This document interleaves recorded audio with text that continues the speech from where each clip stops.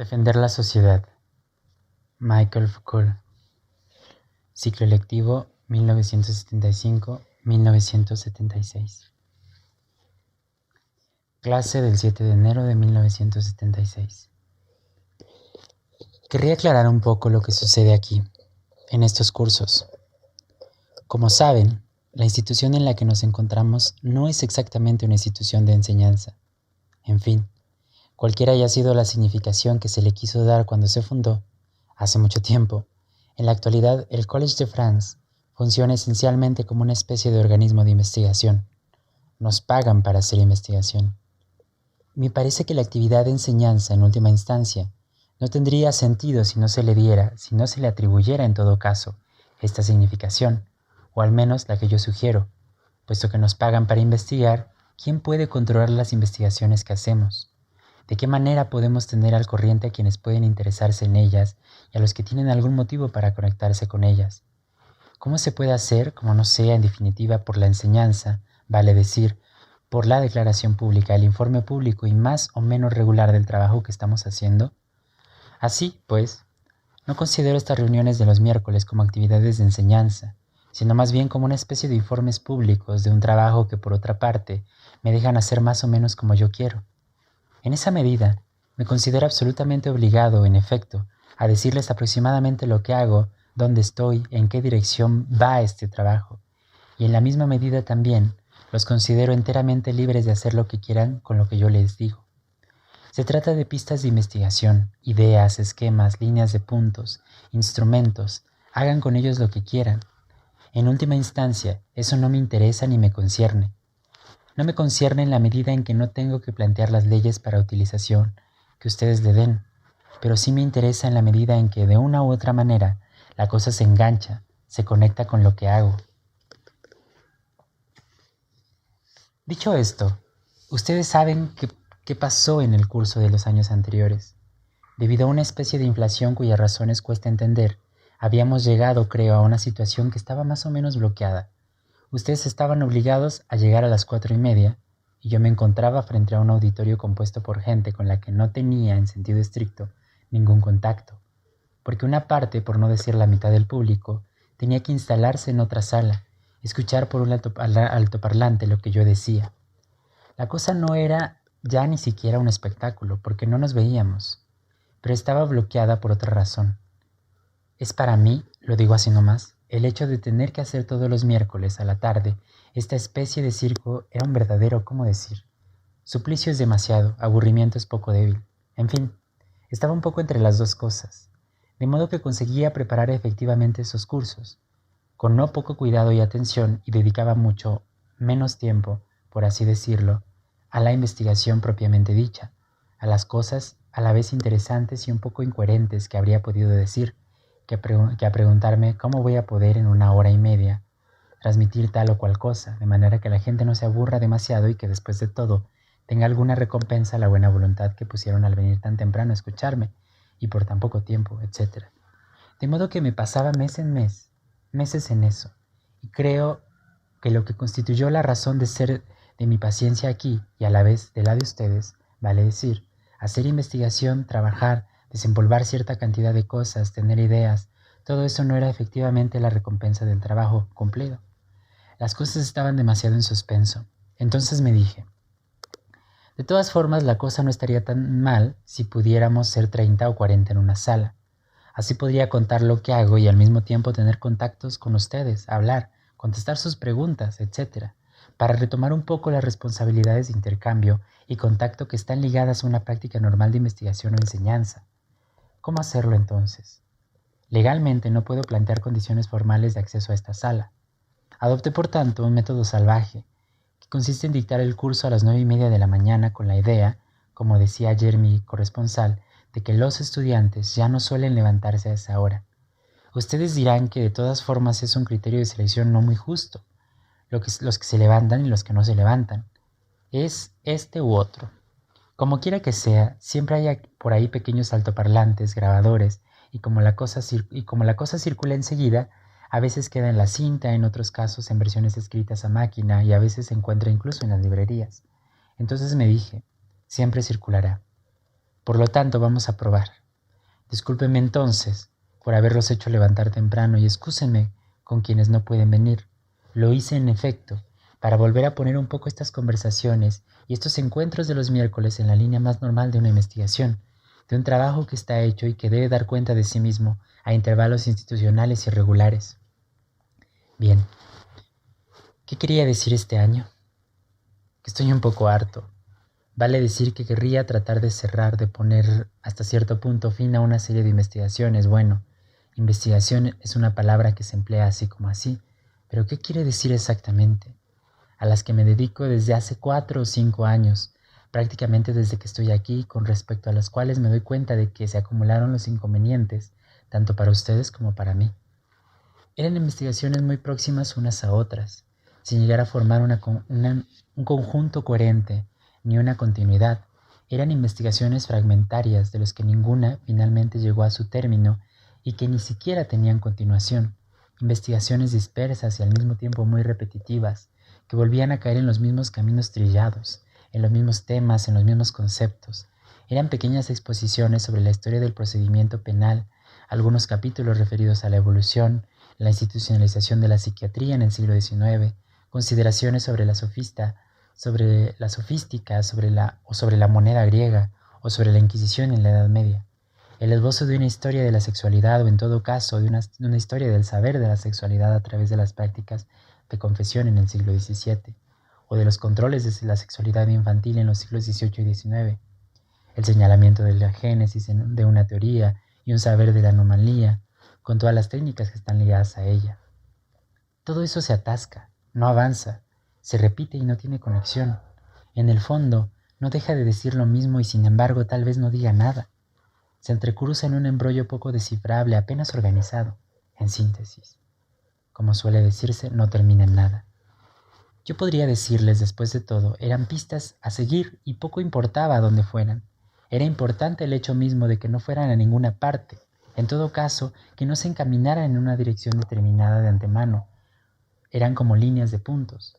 A ustedes les toca continuarlas o modificarlas. A mí eventualmente proseguirlas o darles otra configuración.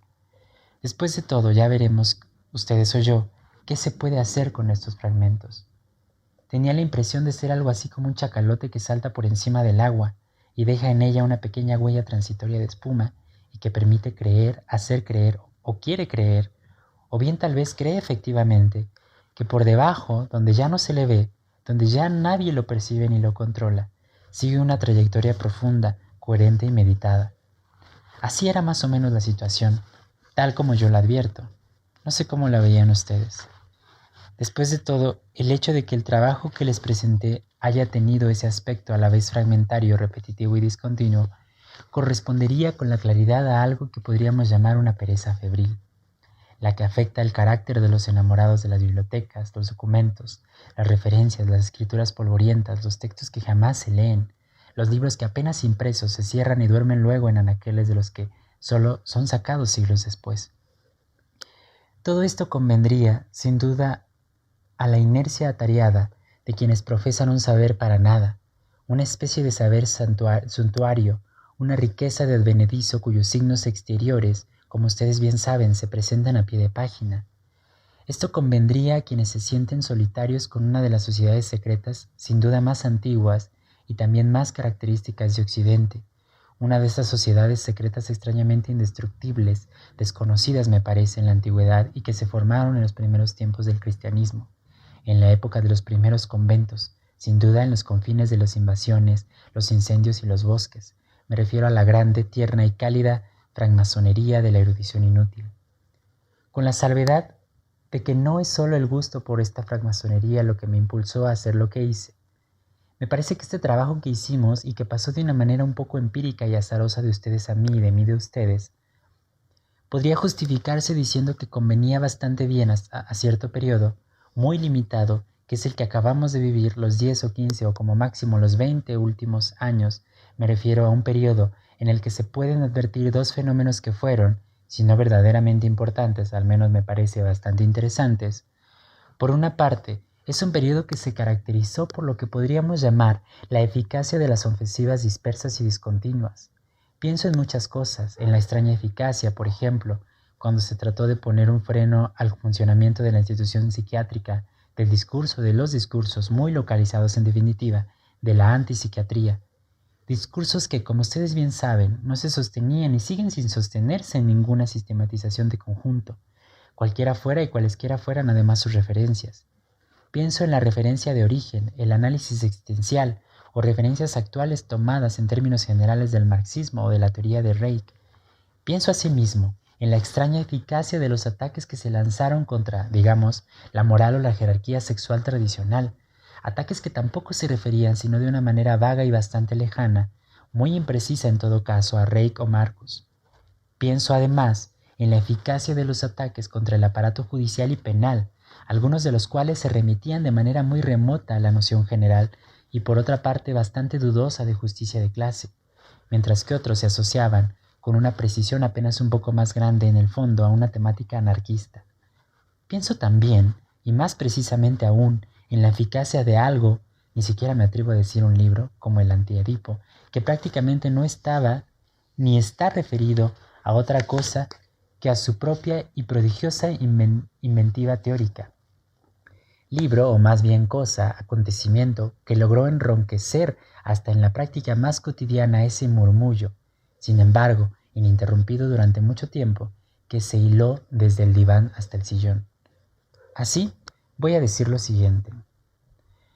Desde hace 10 o 15 años, lo que se manifiesta es la inmensa y proliferante criticabilidad de las cosas, las instituciones, las prácticas, los discursos, una especie de desmenuzamiento general de los suelos, incluso y sobre todo de los más conocidos, sólidos y próximos a nosotros, a nuestro cuerpo, a nuestros gestos de todos los días, pero al mismo tiempo que ese desmenuzamiento y esa sorprendente eficacia de las críticas discontinuas y particulares, locales, se descubren en los hechos, por eso mismo algo que acaso no se había previsto en un principio, lo que podríamos llamar efecto inhibidor propio de las teorías totalitarias, y me refiero en todo caso a las teorías envolventes y globales.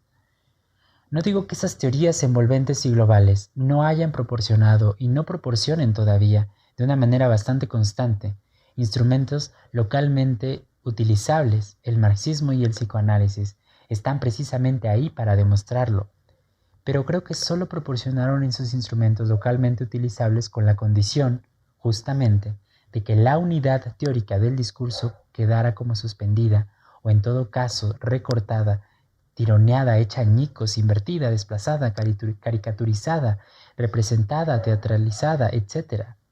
Sea como fuere, cualquier recuperación en los términos mismos de la totalidad provocó, de hecho, un efecto de frenado. Entonces, primer punto. Si ustedes quieren, primer carácter de lo que pasó desde hace 15 años, carácter local de la crítica, lo cual no quiere decir, me parece, empirismo obtuso, ingenuo o necio, y tampoco eclecticismo blando, oportunismo, permeabilidad a cualquier empresa teórica, ni ascetismo un poco voluntario, reducirlo a la mayor magrura teórica posible. Creo que ese carácter esencialmente local de la crítica indica, en realidad, algo que es una especie de producción teórica autónoma, no centralizada, vale decir, que no necesita, para establecer su validez, el visado de un régimen común. Y aquí tocamos un segundo rasgo de lo que sucede desde hace algún tiempo. El hecho de que esta crítica local se haya efectuado, me parece, a través de lo que podríamos llamar retornos de saber. Con retornos de saber no quiero decir lo siguiente. Con retornos de saber quiero decir lo siguiente.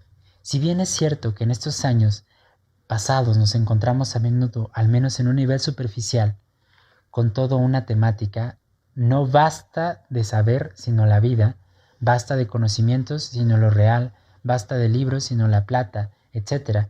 Me parece que debajo de ella, a través de ella, en ella misma, vimos producirse lo que podríamos llamar la insurrección de los saberes sometidos. Y por saber sometido entiendo dos cosas.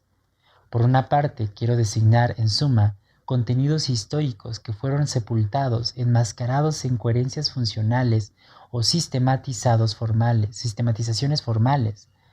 Concretamente, si quieren, lo que permitió hacer la crítica efectiva tanto del asilo como de la prisión no fue, por cierto, una semiología de la vida asilar, ni tampoco una sociología de la delincuencia, sino en verdad la aparición de contenidos históricos.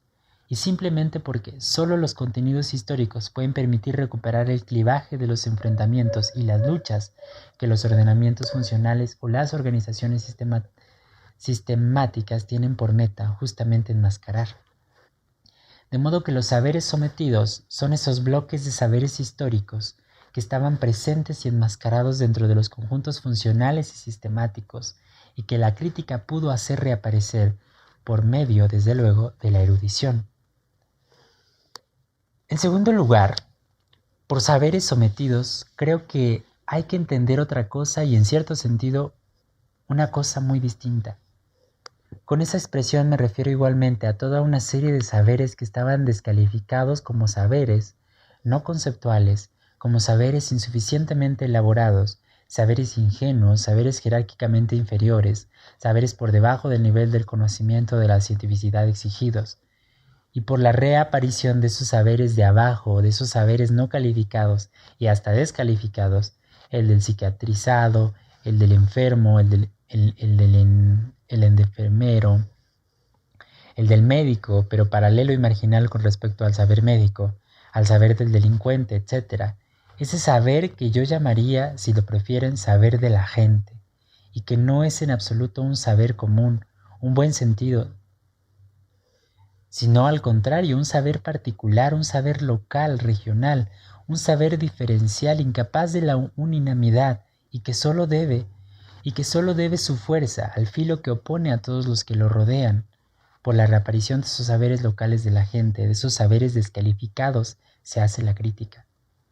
Ustedes me dirán, de todas formas, hay algo así como una extraña paradoja en el hecho de querer agrupar en la misma categoría de los saberes sometidos, por un lado, esos contenidos de conocimiento histórico meticuloso, erudito, exacto, técnico y además esos saberes locales singulares, esos saberes de la gente que son saberes sin sentido común y que en cierto modo se dejaron en suspenso cuando no fueron efectiva y explícitamente mantenidos a raya. Pues bien, yo creo que en ese acoplamiento entre los saberes enterrados de la erudición y los saberes descalificados por la jerarquía de los conocimientos y las creencias, se jugó efectivamente lo que dio su fuerza esencial a la crítica de los discursos de esos últimos 15 años. En efecto, ¿de qué se trataba tanto en un caso como en el otro, tanto en el saber de la erudición como en esos saberes descalificados, en esas dos formas de saber sometidos o enterrados? Se trataba del saber histórico de las luchas, en el dominio especializado de la erudición, lo mismo que en el saber descalificado de la gente, y hacía la memoria de los combates, la memoria precisamente que hasta entonces se mantuvo a raya. Y así se dibujó lo que podríamos llamar una genealogía, o mejor, así se dibujaron unas investigaciones genealógicas múltiples, a la vez redescubrimiento exacto de las luchas y memoria en bruto de los combates. Y esas genealogías, como acoplamiento del saber erudito y del saber de la gente, solo fueron posibles e inclusive solo pudieron intentarse con una condición, que se eliminara la tiranía de los saberes englobadores, con su jerarquía y todos los privilegios de las vanguardias teóricas.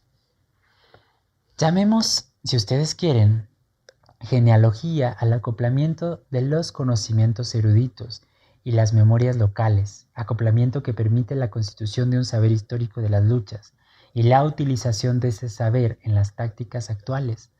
Esa sería, pues, la definición provisoria de las genealogías que traté de hacer con ustedes durante los últimos años. En esta actividad, que podemos calificar entonces de genealógica, advertirán que en realidad no se trata de manera alguna de oponer a la unidad abstracta de la teoría la multiplicidad concreta de los hechos.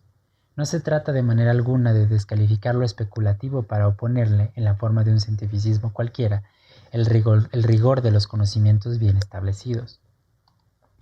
De modo que lo que atraviesa el proyecto genealógico no es un empirismo. Lo que lo sigue no es tampoco un positivismo en el sentido corriente del término. Se trata en realidad de poner en juego unos saberes locales, discontinuos, descalificados, no legitimados contra la instancia teórica unitaria que pretende filtrarlos, jerarquizarlos, ordenarlos en nombre de un conocimiento verdadero, en nombre de los derechos de una ciencia que algunos poseerían. Las genealogías, en consecuencia, no son retornos positivistas a una forma de ciencia más atenta o más exacta. Las genealogías son muy precisamente anticiencias. No es que reivindiquen el derecho lírico a la ignorancia y el no saber. No es que se trate de la negativa de saber o de la puesta en juego, la puesta de manifiesto de los prestigios de una experiencia inmediata, todavía no captada por el saber. No se trata de eso. Se trata de la insurrección de los saberes, no tanto contra los contenidos, los métodos o los conceptos de una ciencia, sino una insurrección en primer lugar y ante todo contra los efectos de poder centralizados que están ligados a la institución y al funcionamiento de un discurso científico organizado dentro de una sociedad como la nuestra. Y en el fondo importa poco que esta institucionalización del discurso científico cobre cuerpo en una universidad, o de una manera general en un aparato pedagógico, que esta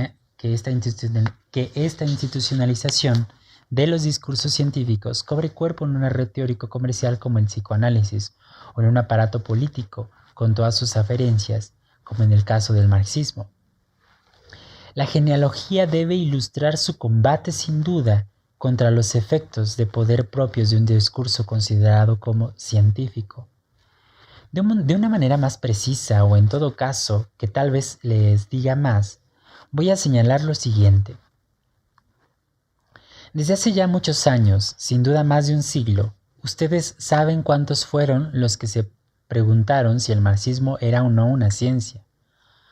Podríamos decir que la misma cuestión se planteó y no deja de plantearse en relación con el psicoanálisis, o peor aún, la semiología de los textos literarios. Pero esta cuestión, ¿es o no una ciencia? Las genealogías o los genealogistas responderían, pues bien, lo que se les reprocha precisamente es hacer del marxismo o del psicoanálisis, o de tal o cual cosa una ciencia. Y si tenemos que hacerle una objeción al marxismo, es que efectivamente podría serlo, en términos un poco más, si no elaborados, si al menos diluidos. Yo diría lo siguiente. Aún antes de saber en qué medida algo como el marxismo o el psicoanálisis es análogo a una práctica científica en un desenvolvimiento cotidiano, en sus reglas de construcción, en los conceptos utilizados, aún antes de plantearse la cuestión de la analogía formal y estructural de un discurso marxista o psicoanalítico con un discurso científico, ¿no hay que plantearse la cuestión, interrogarse sobre la ambición de poder que acarrea consigo la pretensión de ser una ciencia? Las cuestiones que hay que formular no son estas. ¿Qué tipo de saberes quieren ustedes descalificar desde el momento en que se dicen una ciencia? ¿Qué sujeto hablante, qué sujeto que discurre, qué sujeto de experiencia y saber quieren aminorar desde el momento en que dicen yo que emito un discurso científico y soy un sabio? ¿Qué vanguardia teórico-política en consecuencia quieren entronizar para separarla de todas las formas masivas, circulantes y discontinuas de saber? Y yo diría, cuando veo que se esfuerzan por establecer que el marxismo es una ciencia, no advierto, a decir verdad, que estén demostrando de una vez por todas que el marxismo tiene una estructura racional y que sus proposiciones, por consiguiente, competen a procedimientos de verificación. Veo en primer lugar y ante todo que están haciendo otra cosa.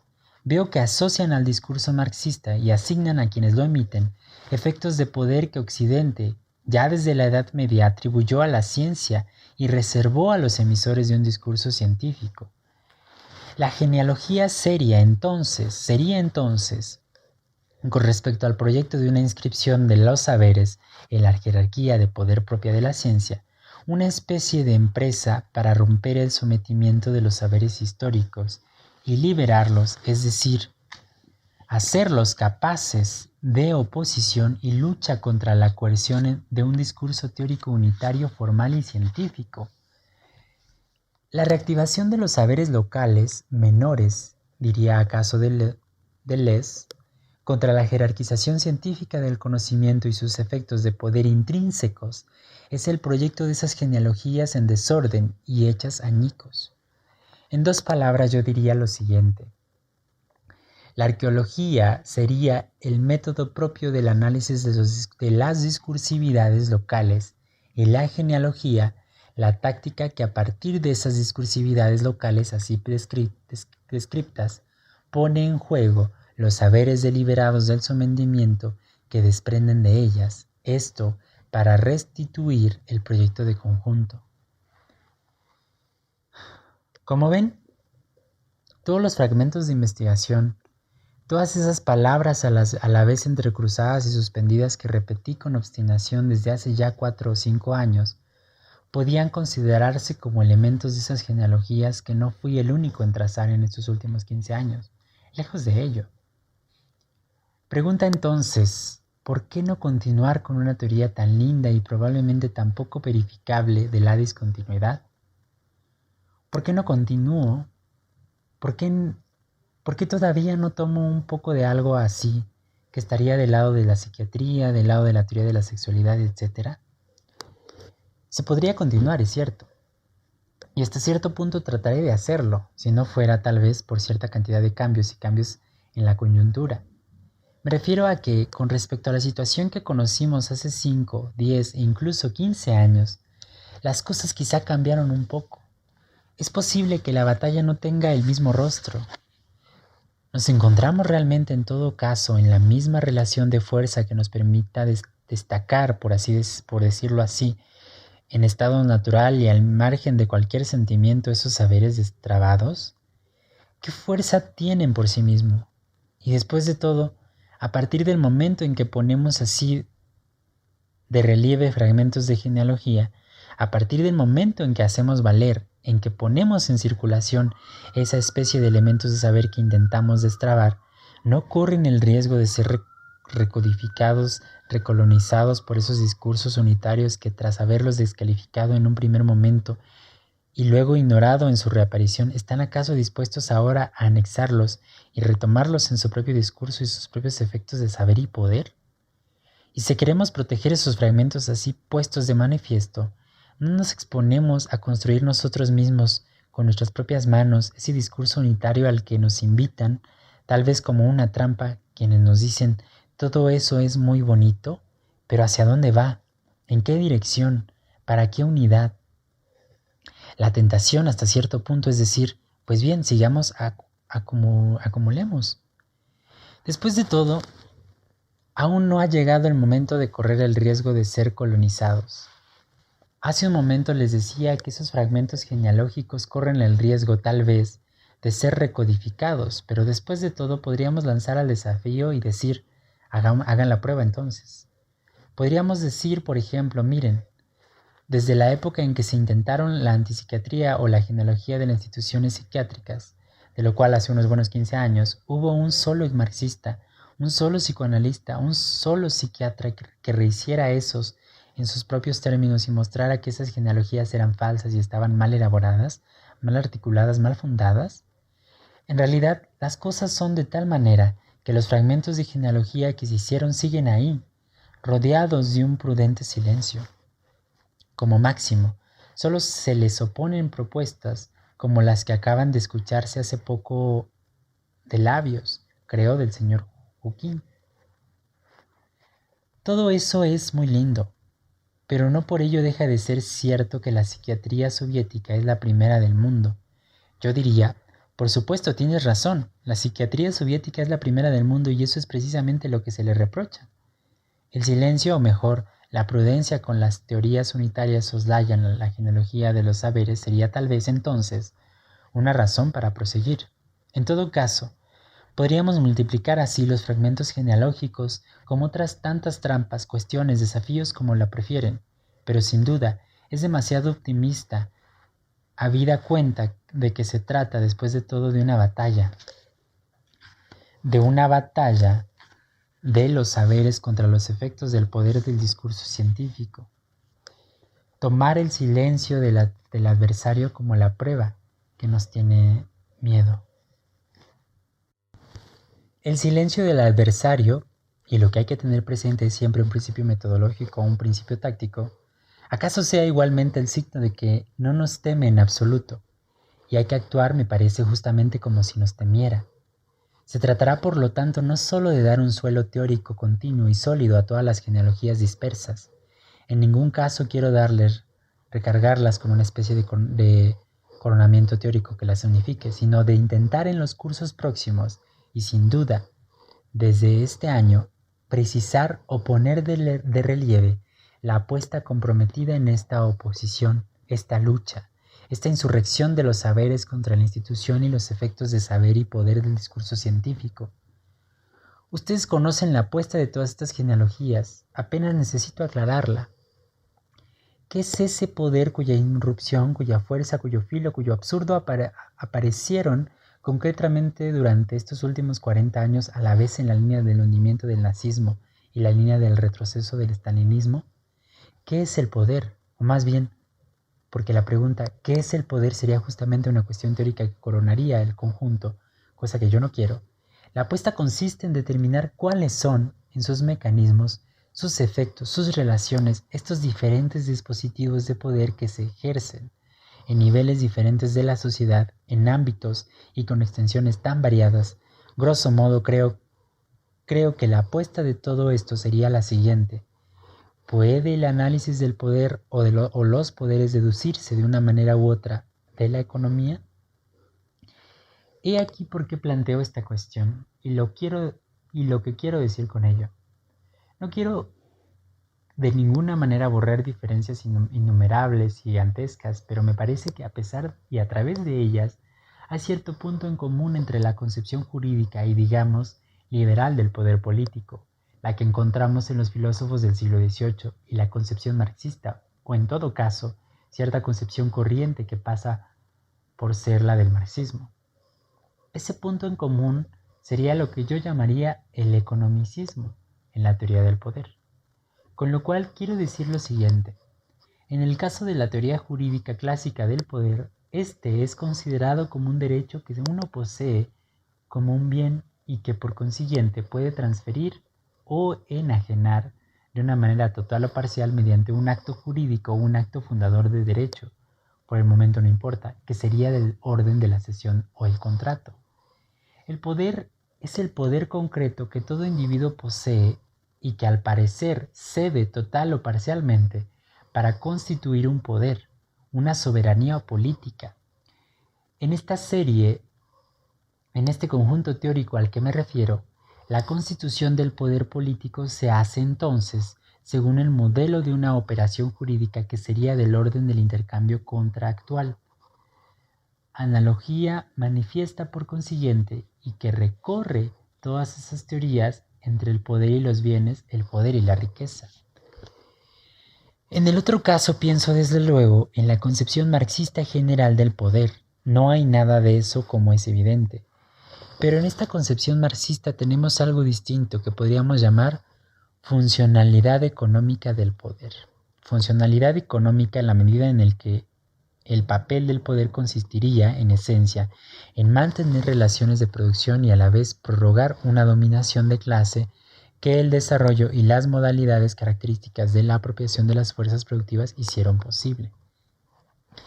En este caso, el poder político encontraría su razón de ser histórica en la economía. En términos generales, si lo prefieren, tenemos en un caso un poder político que encontraría su modelo formal en el procedimiento del intercambio en la economía de la circulación de los bienes, y en el otro, el poder político tendría en la economía su razón de ser histórica y el principio de su forma concreta y su funcionamiento actual. Creo que el problema que constituye la apuesta a la de las investigaciones a las que me refiero puede descomponerse de la siguiente manera. En primer lugar, ¿el poder está siempre en una posición secundaria con respecto a la economía? ¿Su finalidad y en cierto modo su funcionalidad son la economía? ¿El poder tiene esencialmente por razón de ser y por fin servir a la economía? ¿Está destinado a hacerla caminar, a solidificar, mantener, prorrogar relaciones que son características de esta economía y esenciales para su funcionamiento? Segunda cuestión, ¿el poder toma como modelo la mercancía? ¿El poder es algo que se posee, que se adquiere, que se cede por contrato o por la fuerza, que se enajena o se recupera, que circula, que irriga tal región y evita tal otra? ¿O bien, Al contrario, para analizarlo hay que tratar de poner en acción instrumentos diferentes. Aunque las relaciones de poder estén profundamente imbricadas en y con las relaciones económicas, aunque las relaciones de poder siempre constituyan efectivamente una especie de haz o de rizo con las relaciones económicas, en cuyo caso la indisociabilidad de la economía y lo político no sería del orden de la subordinación funcional y tampoco del isomorfismo formal, sino de otro orden que precisamente hay que poner de manifiesto. ¿De qué se dispone actualmente para hacer un análisis no económico del poder? Creo que podemos decir que en verdad disponemos de muy poca cosa. Contamos, en primer lugar, con la afirmación de que el poder no se da, ni se intercambia, ni se retoma, sino que se ejerce y solo existe en acto. Contamos igualmente con otra afirmación, la de que el poder no es, en primer término, mantenimiento y prórroga de las relaciones económicas, sino primariamente una relación de fuerza en sí mismo. Algunas preguntas, o mejor, dos preguntas. Si el poder se ejerce, ¿qué es ese ejercicio? ¿En qué consiste? ¿Cuál es su mecánica? Tenemos ahí algo que yo calificaría de respuesta de ocasión, en fin, una respuesta inmediata que me parece reflejada, en definitiva, por el hecho concreto de muchos análisis actuales. El poder es esencialmente lo que reprime. Es lo que reprime la naturaleza, los instintos, una clase, individuos. Y cuando en el discurso contemporáneo encontramos esta definición machacona del poder como lo que reprime, este discurso, después de todo, no inventa nada. Hegel había sido el primero en decirlo, y después Freud y después Reich. En todo caso, ser órgano de represión es, en el vocabulario de hoy en día, el calificativo casi homérico del poder. Entonces, ¿el análisis de este no debe ser ante todo y en esencia el análisis de los mecanismos de represión? En segundo lugar, segunda respuesta de ocasión si ustedes quieren, si el poder es en sí mismo puesta en juego y despliegue de una relación de fuerzas, en vez de analizarlo en términos de cesión, contrato, enajenación, en vez de analizarlo incluso en términos funcionales de prórroga de las relaciones de producción, ¿no hay que analizarlo en primer lugar y ante todo en términos de combate, enfrentamiento o guerra? Así, frente a la primera hipótesis, que es el mecanismo de poder del poder es fundamental y esencialmente la represión, tendríamos una segunda hipótesis que sería: el poder es la guerra proseguida por otros medios.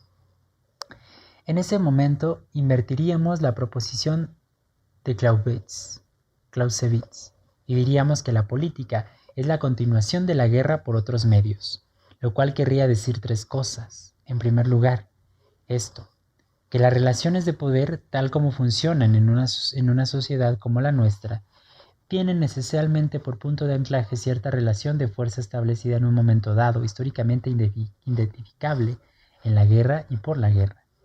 Y si bien es cierto que el poder político detiene la guerra, hace reinar o intenta hacer reinar una paz en la sociedad civil, no lo hace en absoluto para neutralizar los efectos de aquella o el desequilibrio de su manifiesto en su batalla final.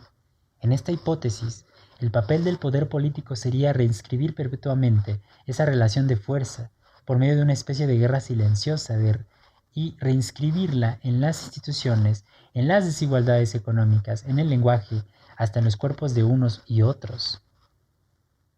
Este sería, por tanto, el primer sentido que habría que dar a la inversión del aforismo de Clausewitz. La política es la continuación de la guerra por otros medios. Vale decir que la política es la sanción y la prórroga del desequilibrio de fuerzas manifestado en la guerra. Y la inversión de esa proposición querría decir también otra cosa, a saber que dentro de esa paz civil, las luchas políticas, los enfrentamientos con respecto al poder, con el poder, por el poder, las manifestaciones de las relaciones de fuerza, acentuaciones de un lado, inversiones, etc. Todo eso es un sistema político. En un sistema político no debería interpretarse sino como las secuelas de la guerra. Y habría que descifrarlo como episodios, fragmentaciones, desplazamientos de la guerra misma. Nunca se escribiría otra cosa que la historia de esta misma guerra, aunque se escribiera la historia de la paz y sus instituciones. ¿Sí? Las inversiones del aforismo de Clausewitz querría decir, además, una tercera cosa.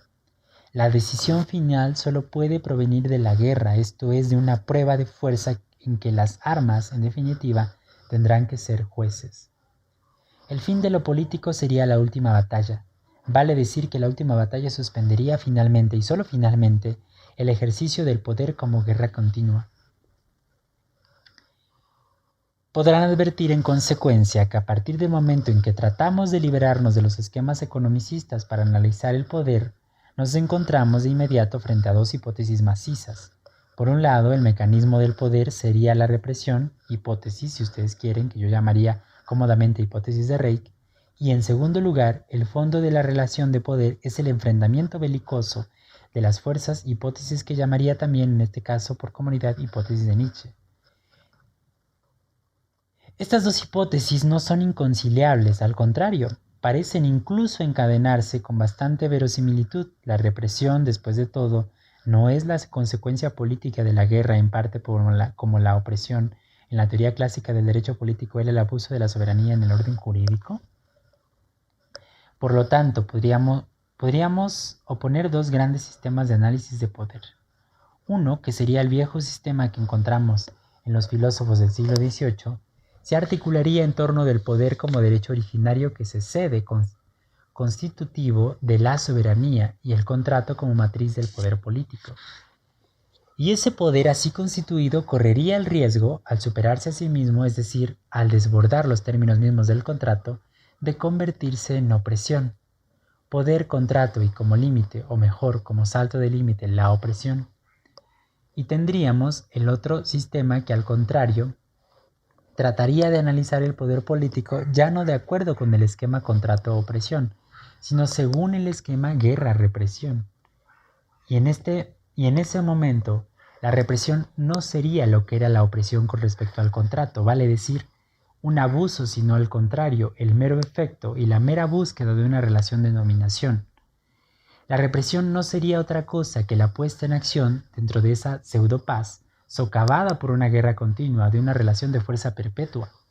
Por ende, dos esquemas de análisis del poder, el esquema contrato-opresión, que es, si lo prefieren, el esquema jurídico, y el esquema guerra-represión o dominación-represión, en el que la oposición pertinente no es la de lo legítimo y lo ilegítimo, como en el precedente, sino la existencia entre lucha y sumisión. Está claro que todo lo que les dije durante los años anteriores se inscribe del lado del esquema lucha-represión. Ese es el esquema que en realidad traté de poner en práctica. Ahora bien, a medida que lo hacía, me veía obligado de todas formas a reconsiderarlo. A la vez, desde luego, porque en un montón de puntos todavía está insuficientemente elaborado, diría incluso que carece por completo de elaboración, y también porque creo que las nociones de represión y guerra deben modificarse notablemente, o en última instancia abandonarse. En todo caso, hay que observarlas con detenimiento, o si lo prefieren, observar con detenimiento la hipótesis de que los mecanismos de poder serían esencialmente mecanismos de represión y la hipótesis de que, bajo el poder político, lo que retumba y funciona es, en esencia y ante todo, una relación belicosa. Sin jactarme demasiado, creo de todas formas haber desconfiado desde hace bastante tiempo de la noción de represión, y traté de mostrarles justamente a propósito de las genealogías de las que hablaba hace un rato, a propósito de la historia del derecho penal, del poder psiquiátrico, del control de la sexualidad infantil, etc., que los mecanismos puestos en acción en estas formaciones de poder eran otra cosa, mucho más, en todo caso, que la represión. No puedo seguir adelante sin retomar un poco precisamente ese análisis de la represión, sin reunir en parte todo lo que dije de una manera sin duda un poco desilvanada. Por consiguiente, la próxima clase, o eventualmente las dos próximas clases, se dedicarán a la recuperación crítica de la noción de represión, para tratar de mostrar en qué y cómo esta noción tan corriente, hoy para caracterizar los mecanismos y los efectos de poder, es completamente insuficiente para delimitarlos. Pero lo esencial del curso se consagrará al otro aspecto, es decir, al problema de la guerra. Querría tratar de ver en qué medida el esquema binario de la guerra, de la lucha, del enfrentamiento de las fuerzas, puede identificarse efectivamente como el fondo de la sociedad civil, a la vez principio y motor del ejercicio del poder político. ¿Hay que hablar precisamente de la guerra para analizar el funcionamiento del poder? ¿Son valederas las nociones táctica, estrategia, relación de fuerza? ¿Y en qué medida? ¿El poder es sencillamente una guerra proseguida por otros medios que las armas o las batallas? Debajo del tema de hoy corriente, y por otra parte relativamente reciente, de que el poder tiene a su cargo la defensa de la sociedad, hay que entender sí o no que la sociedad es una estructura política. En su estructura política está organizada de manera tal que algunos pueden defenderse de los otros, o defender su dominación contra la rebelión de los otros, o simplemente una vez más, defender su victoria y perenizarla en el sometimiento. Por lo tanto, el esquema del curso de este año será el siguiente. En primer lugar, 1 o 2 clases dedicadas a la recuperación de la noción de represión. Después empezaré a tratar, eventualmente continuaré los años siguientes, no lo sé, el problema de la guerra en la sociedad civil.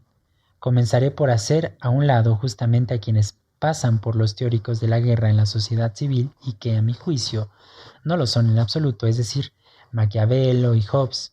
Luego intentaré retomar la teoría de la guerra como principio histórico de funcionamiento del poder, en torno del problema de la raza, porque en el carácter binario de las razas se percibió por primera vez en Occidente la posibilidad de analizar el poder político como guerra, y trataré de llevarlo hasta el momento en que la lucha de razas y lucha de clases se convierten a fines del siglo XIX en dos grandes esquemas según los cuales se intenta identificar el fenómeno de la guerra y las relaciones de fuerza dentro de la sociedad política. Gracias, nos vemos en la próxima clase.